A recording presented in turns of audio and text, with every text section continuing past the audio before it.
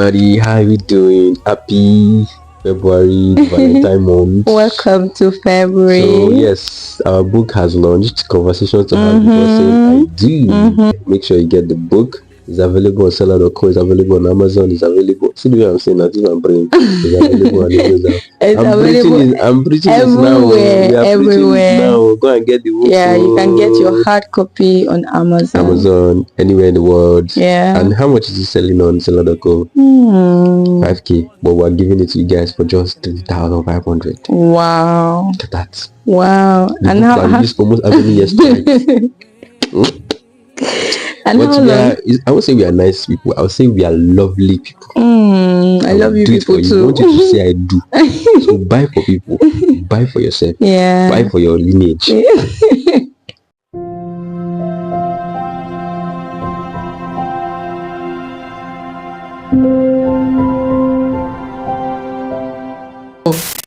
Hello everyone. Hello. Welcome to Crucial Conversation with the AAs. I'm very glad that you are here. And we are here again. And we are citizens of God's kingdom, ambassadors of God's kingdom. We're here on earth to establish God's kingdom.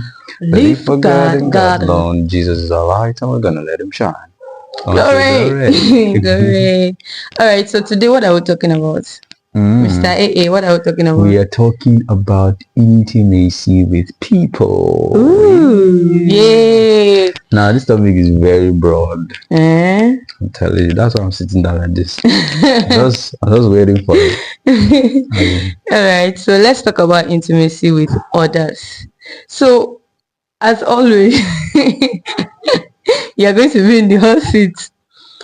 So my question is coolant on this. My question is, why are we talking about intimacy with others? Why I'm asking this question is because I feel like the idea of intimacy and others, like intimacy is intimate. So by that you're adding the word others, it's looking different. Crowd. So why are we talking about intimacy with crowd? Or maybe, I don't know, you are the man that always gives clarity. Okay, I think for me, I would say from the beginning, God said it's not good for man to be alone. You've gone back to the beginning. It's always from the beginning. So I mean, we're not even talking gender now. You know, he said man, and in quotes, yeah, even God doesn't like. You understand, the purpose of man was that we may reason together, you know, after my image and likeness. You know, I let him have dominion just like I have dominion. And then I realized that in Trinity we are three. This one is only him and the dominion. So no, not too dear. Oh, create another one, John. And lo and behold, you know, God even told Adam to be fruitful and multiply, and so he needed a kind like his to be able to be fruitful. So to even fulfill the dominion mandate, there was a need to have a version of the man he created to be able to work with. Wow. So that means, you know, from what you're saying, you cannot separate people, like you can't separate yourself from relationships. No, it's not possible. Wow, so that's why it's important to talk about building bonds. How do you want to do it? The world we live in, there are people everywhere. Yeah. You must relate to somebody. There's no how. If you like build a mansion in the desert, you will not have people that will clean it. If you like go on pilgrimage, only you to the mountain, you will see, you meet somebody somewhere, somehow. Well, I have another question, right? And I think that will be later. I'll keep it to later basically. So now another question I think I want to ask is, what exactly does it mean? I think that's actually my question. What exactly is intimacy with others, right? Like, what does that mean? What's that?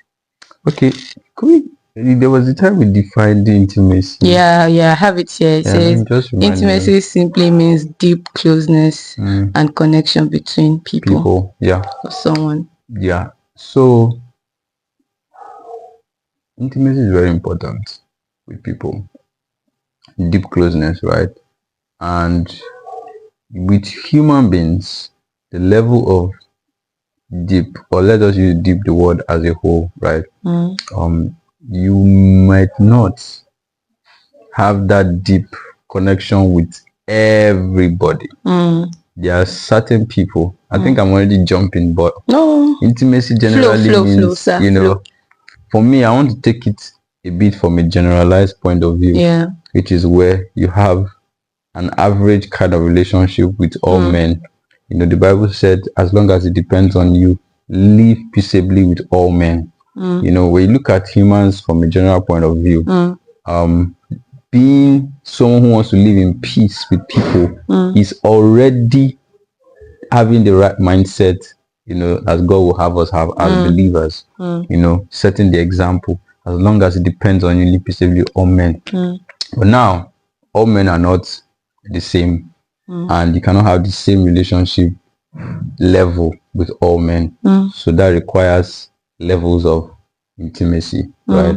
So, for example, we might not use the word intimacy for, let me say, the aboki down the road that you just go and buy something from, right? But you just call it a level of relating. When you now start going to intimacy, we now start going into the how, you know, to build in that line. But generally speaking, you know, there's a way you should relate with all men, and it goes a lot to the next topic we'll talk about, which is that intimacy with your partner. You know, because from your relationship with people that you'll be able to even replicate into that relationship with Your you know, I partner. once heard a pastor say that everything that is needed to become a good partner in marriage is all encoded in your service generally to God.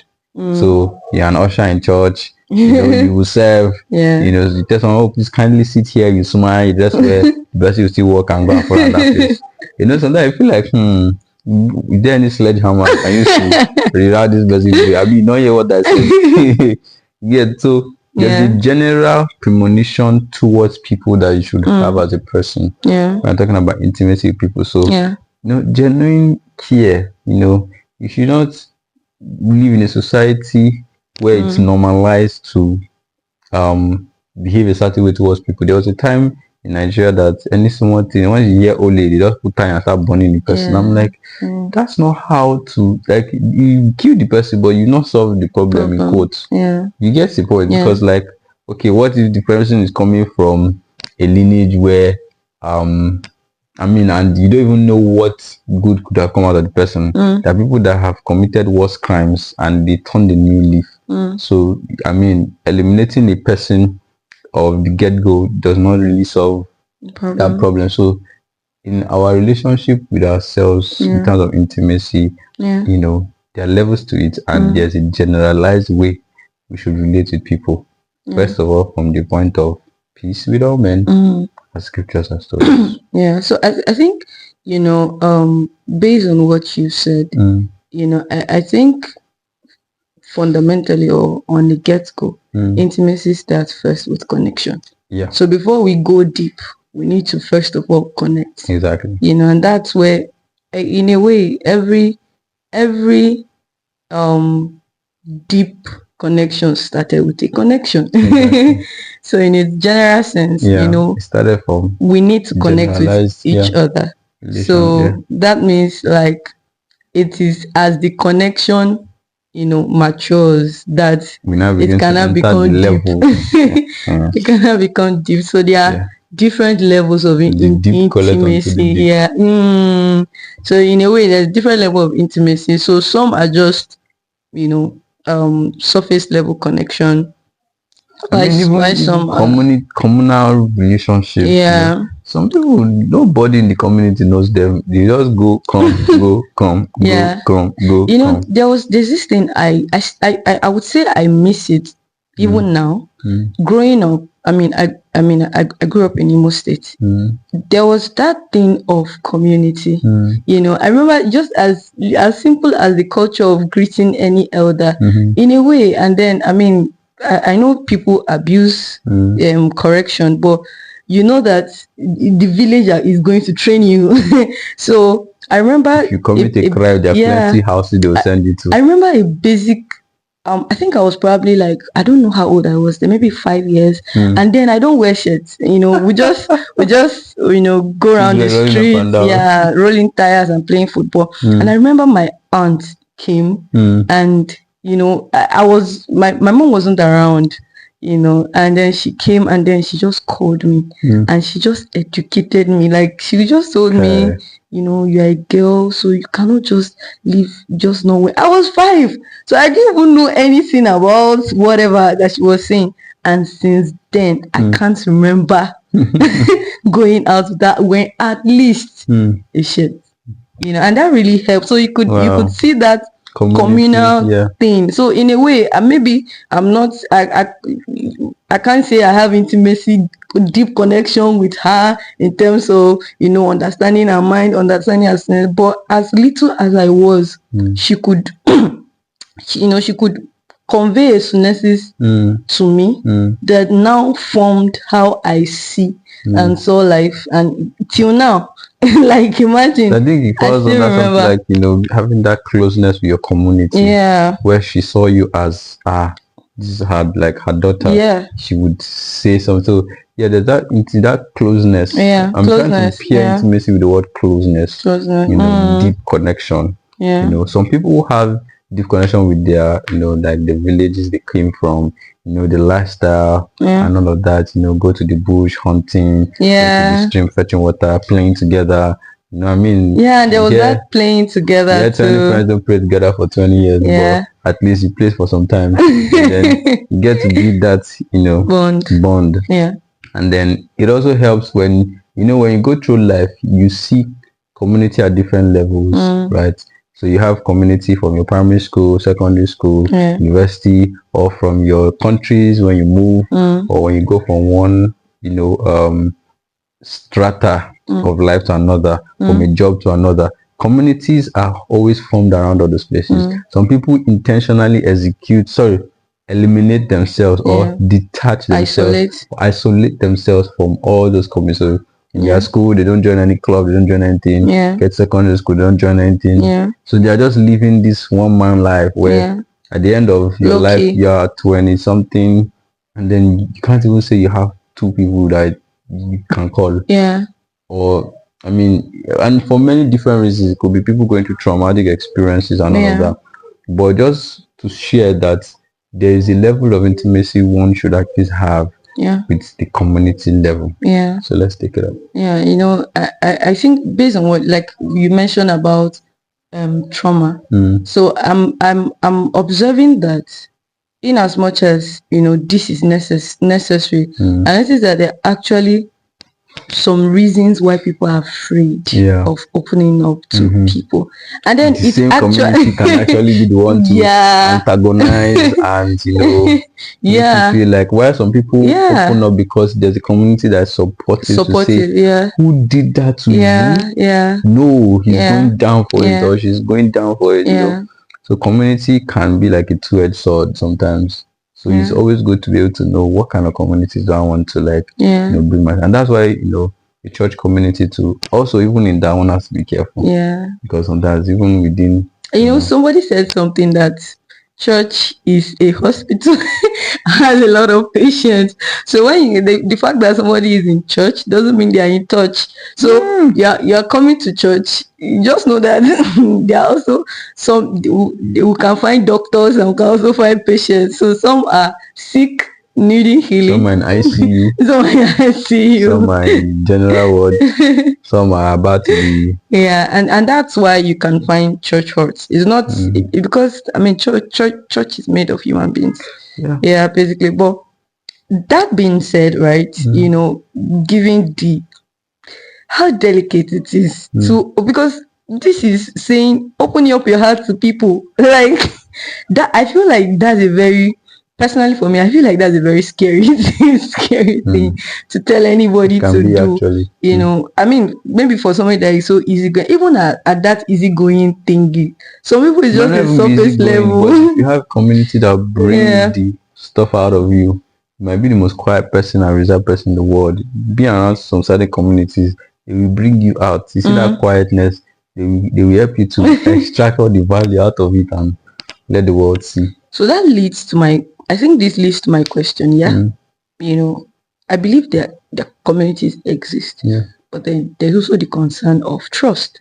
True. You know, if I can trust this community with my I don't know if I should give this example. You know, I think, I mean, coming to New Breed, right? I think it was my birthday that I actually opened up to New Breed. And why? Because of the experiences I've had with church human beings. So I've, you know, in a way, subconsciously, I made up my mind that I'm going to open up to God, but when it comes to the body of Christ, just day or day I come, we fellowship together, but to come and have close deep connection, or just give me the word of God that I have. And you know, that act, honestly, that act on my birthday when you put up that was their proposal. And all of that, you can just check it out. It just broke the walls, just cut, like it just feel like they came with tractors. So God used me to unlock the community and since then I actually like opened, and I wasn't scared of, you know, being. Thank you to everybody. Now that is my question. So how can someone, you know, develop intimacy with others? Wow. Let me readjust my sitting position because now I'm about to go so I wanted intercontinental ballistic missile. So I wanted to just to add, you know, before we started this, we spoke about it, and then you mentioned 4 things. You said, you know, I think I sort of remember 4 concepts of the house. Sometimes these things just come as I'm speaking, and then the inspiration, and there are things that are innately known by intuition, and then once I begin to speak them out, it begins to come in clarity. Should I read it out? What was the first? I think I remember the first one was categorization. So you sound like when you're trying to build intimacy, first of all, it's not something that you should ignore. It's something you should take seriously. You know, your health, you can either choose to ignore it or you can choose to take it serious. And if you choose to ignore it, it's just a matter of time. It will be forcing you to take it serious. Same thing with intimacy with people. You can choose to ignore it, and I don't really care about human beings or relations with them, but you can choose to take it serious, which is the path that I want you to go on, and that's where I want to talk from. Right. So first of all, in your relationship with people, categorization. Now I say that you should know the categories of relationships that your life is surrounded with, right? And the next thing will be commitment. There are certain ways you should commit to certain kinds of relationships, right? And also, I think the next thing was please remind me again. Boundaries. You should have boundaries. And then the last thing was enhancers for, you know, each relationship. So let me even take it from the first one very quickly. So talking about, you know, categorization. First of all, anything you're building in this life that is not in tandem with God's will, there's a tendency for you to experience what happened to the Tower of Babel, where, you know, the sovereignty of God will by itself disintegrates that thing, right? But if you see things that are being built, you know, agendas that have been executed, and the end goal is to see God glorified, you know, whether it's from the political level or from the home level or from the church level or from the societal level or from the even personal growth level, however it's constructed.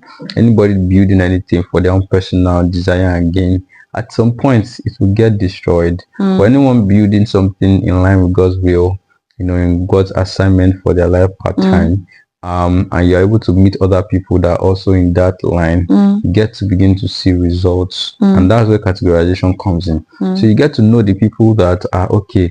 You know, for example, you have acquaintances. Acquaintances are people that, you guys just, you know, meet, and you know, you're not really close like that. And then, I mean, TDJX mentioned you have comrades. These are people that, man, day or night, they shine with you. They're with you for life. Like, we fight together, we eat together. Like, you know, David had warriors in the Bible. You know, that from the cave of Adullam, they were with him to the end. You understand? And you also have people who you can call mentors. and mentees. And mentors are people who you have access to. Yeah, like instructors. Exactly. You are able to relate, share your burdens. They get to teach you things they learned, and you get to share with them. You have mentees, people who you are, in position to see growth in them. They have access to you as well. And then there's this relationship that you have where you are sharing what you learned with them, and they are sharing their challenges and their growth journey with you, and you're guiding them through that journey of purpose, in alignment with God's will for their lives. So now you also have coaching. That's another categorization where someone is going to help you achieve a goal, and you are paying that person to help you put in the structures towards achieving that goal. While a mentor can do the work of a coach, but a mentor is a deeper connection, talking about intimacies on a deeper level. And you also have people like counselors, or your pastors, not say and your pastors. So pastors teach you the word, the teachers of the, and then they are very important. Very, very key. Yeah. And then we now have the counselors where you're going through a marital challenge, or you're going through a season of your life. You have mental. So categorization of relationships in academics too. You also have people that you can't really say you have comrades, because you don't study the same thing all through your journey. But for a certain period of your life, okay, these are my my academic partners. Can use that word. People that for this academic journey, for these next 4 years, we'll be working together to see how we can help each other productively learn and grow. I associated a lot with all the first class students, and I began to study them. I realized that each person had a different way they read for their exams, and with that, and I knew that okay, I had to develop my own method. You understand? So having those bonds, with people by categorization helps you to know, okay, what kind of commitment will I give to each? So your commitment to a mentor will not be the same as a commitment to, let's say, a friend. And your commitment to a friend you just met, it's not going to be the commitment you give to a friend you've been with for the past 10 years. You've seen you get. So there are categorizations, and they need to be understood by you. And prayerfully you would know commitments to give. Then there's also the boundaries. I'm saying all these things because I didn't want it to be like a plus and minus approach. Do this, don't do that. So think in line with these things and begin to say, what are the categorization of my relationship? You might need to write them down, put names. You understand? Then what are the commitments I'm going to give, or I'm currently giving to these? You understand? So you've seen people that they go for free, all these jobs that they teach them how to learn certain skills in the commitment, and in a way they're able to inculcate some home skills, like, go and buy this for me, tidy the place, clean. Those things are in a way not the job. Maybe you came to learn how to tailor, and then they're sending you to buy food. Oh, that's apprenticeship. They're teaching you, okay, how to sew, how to cut patterns, but then they're sending you to get food, they're sending you to sweep, they're sending you to tidy the shop, and all those other things, all part of the journey. So you know that your commitments are in that regard. Now, coming to boundaries. Now, that's an apprenticeship. There's some things that person starts saying you should do. That okay. So it's majorly psychological, but it's also on a principle level. And all these things I'm saying, something occurred to me. Values. For you to build right intimacy with people, you first need to be clear on your values and your principles as a person. For example, I'm sorry is a good value to have. Where you know that okay, once I'm wrong, just happen. Some people their value is no matter what, I will never apologize. I'm right. And that's not valuable. So being able to apologize. Another value is willing to learn. Like wherever I go, I'm willing to learn. Another value is being able to listen. Attentive ear, openness to what are they saying. I want to learn from everybody. A small child is talking to you, learn from him. An elder is talking to you, learn from him. The value are principles that guide you as a person. Putting God in a non-negotiable position in your life that God, you have the number one spot in my life. I seek you first above all things. First thing in the morning, last thing at night, and also throughout the day. You know, those are also values that I say, okay, God first mentality. Yeah. You understand? Positivity mentality. I mean, a billionaire once said, it's better to be on the optimistic side of life than to live to the pessimistic side of life, where you always say, no, it won't work. So that's another value. You know, opportunity mentality, not the negative opportunistic where you're trying to tax everybody, every opportunity to say, hey, give me small change. That's a bad value. You see it all over, we decide where we come from. Where, once anybody does any small thing, maybe the type you push your car, somebody's about to tax you, there's a checkpoint, just so many different things. Yeah. Even the banking sector, someone just has to do something, everybody just wants to tax everybody. So that's a value. So you can choose what values that you reflect. So now that also helps with the boundaries. Because, for example, I mean, you're an apprentice learning somewhere, and then the boss now says, go to my house, go to my room, under my bed, go and bring something. Who do you know is in the person's house? You understand? Those are very, maybe based on the relationship, but I mean, there are ways to curb things like that. To discern. So you need your values. If the boss is like my dad, let's say, and then I'm doing an apprenticeship, so your dad can send the it to category is different. So it's not just my boss. You don't know. So what if something else gets missing and they said you are the last person that entered that room? You understand? And they will ask you that you too, they sent you to, where did you go? You now say, I say. Yeah. But let's even go into relationships, guy-lady relationship. And then guy is like, oh, nice to meet you and all that. You met like 3 weeks, 1 month. And then the next conversation is moving to, hey, when are you coming to my place? That alone has crossed the boundary. Even in relationship going, you don't go to the guy's house. You say, no, let's go and visit your parents together and let's gist with your let's go to just for a central place, or because your values is telling you don't risk your life in a way that you'll be saying had I known. Yeah. Or you'll be telling stories that touch. But they'll now use your name. Because things trend quick to be trending that unfortunate story. Yeah. So your values will help you to build boundaries, your intimacy with people, and it helped me in secondary school.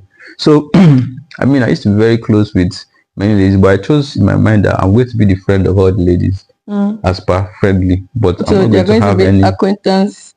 Something. You're friendly. So I used to get a lot of gist. I was just friendly. So maybe some of them were expecting me to ask them out or something. But I mean, I just decided I would be friends with everybody. Yeah. So everybody that was expecting me to, they call it friend zone. So I more or less friend zoned everybody. Yeah. Because I knew that I wanted to take my relationship serious. Yeah. They said, so I was just thinking in that line that, what kind of, like I wanted a case where when I say this person I get married to, that's it. So I don't want to have do this one, that one, this one. He dated like 15 people to now come to the final person. No, I wanted to be like, okay, one person.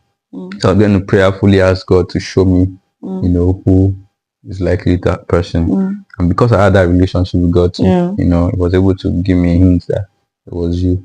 You understand? So, so that's what I'm saying. That in terms of boundaries, talking about boundaries, so that then last enhancers. Depending on the relationship, I mean, your parents' birthday, honor them with something. You just finished school, your parents were supportive, honor them with something.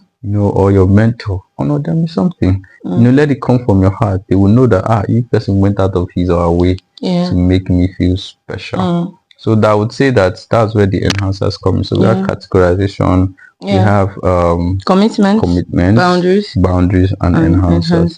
So that are enhancers in a relationship. There are things. I mean, you are in a friendly relationship. There are some things you cannot buy for your friend in quotes. You understand? Like a lady buy me boxer, I'm like, hello. You understand? It's going across the boundary line. You understand? That's very personal. So there's also that don't mind. Yes, it's also subjective. So me, I will mind. But another person might know. I mean, she's thoughtful. but then a wristwatch is more generalized. You understand the point? Hair cream, okay, it's still good. Nice perf, nice, still okay. Yeah. You understand? So That's just me saying, that it's all, enhancers. For, so there are things you do to keep. I mean, some people have been in a relationship for 10 years as friends, and you never given that person any gift ever. Wow. And like you guys talk, you guys this, you never added value, you never done anything that shows that wow, you are doing something in the presence of this. It just shows the category you put. Exactly. So if you are here, you can also know the category you are in some people's life by just imagining how the relationship unfolded, what the commitments to the person. Okay, you are doing something, your birthday, introduction, wedding, you invited them, they didn't show up, they gave you 1,000 excuses. And even when they didn't show up, like they didn't show up physically. Follow up to the not showing up. So you can tell the category you are in. You can also put the category of people that you would like to have a good relationship with, but they're not giving you the good vibes. So you can put them in maybe the pending acceptance category. But don't ever, allow your life to be routed or moved by people that don't accept. So basically, don't don't put yourself in a situation where you're begging for acceptance. Wow, it's this is a lot. I don't even think one video covers it. It's a huge topic. I mean, talking about intimacy with people. There's there are many more categories. Okay, talking about the career space. There's the way you build your relationships in that space. You're an entrepreneur, the business arena, you're in politics. There are ways to build your rapport with people. I mean, look at Daniel in the Bible. There was a rapport, a kind of relationship you needed to have, and boundaries and commitment and all. You're committed to the state affairs, but also you are not, you put your boundary with the things they can decide for you in terms of how you worship. And when they even brought out a law against him, that was where they were able to catch him, but still they fell for it. So, and that was because of his intimacy with God. Exactly. So your intimacy with God will also be an expression. Your intimacy with God, your values as a person, then your intimacy with people in terms of the categories, the commitments, the boundaries, and the enhancers. I think that's where we'll end it for today.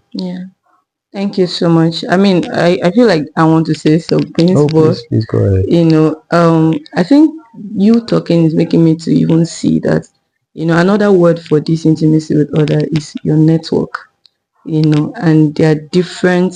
Sometimes word network is used in the career sphere, but like, let me say, imagine saying normal internet, this thing say my network is strong, my network is weak, and all of that.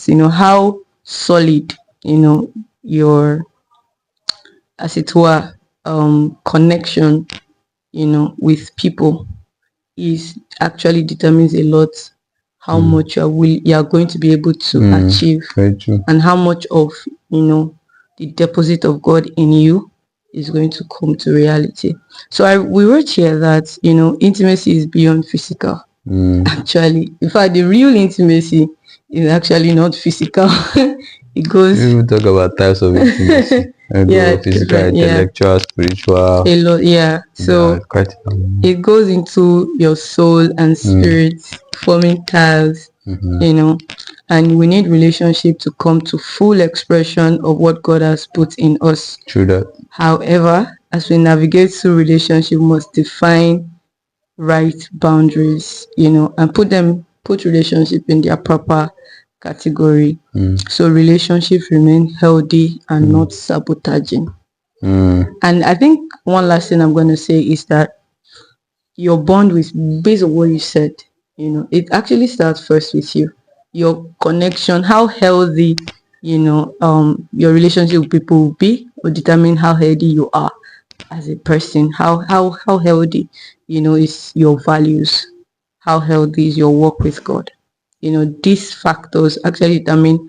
In fact, the idea of even attracting the wrong people is actually by you yourself. You determine the kind of people you attract. Because likes attract likes, basically. So with that, solid. I think we can even make this. We need to make this a series on its own.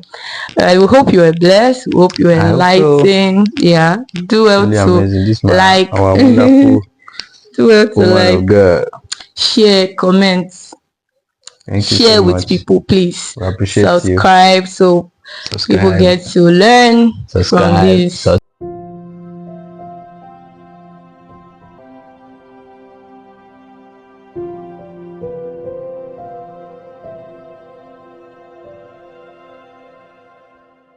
Subscribe. Hello, everybody. Subscribe. I want to be the first. Hey, we'll end